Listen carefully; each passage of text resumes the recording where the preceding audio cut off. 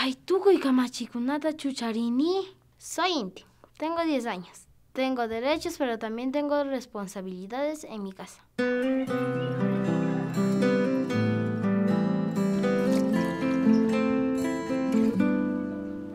En el Ecuador está permitido trabajar desde los 15 años de edad. Debe trabajar con el empleador mediante la celebración de un contrato escrito.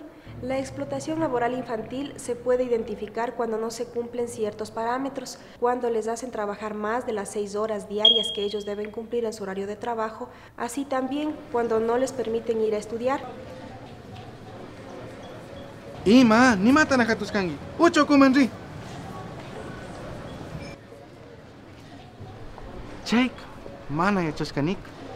Uyarkankichu, mana sinchipacha llankaykunapi ñukata churayta ushankichu. Paktara.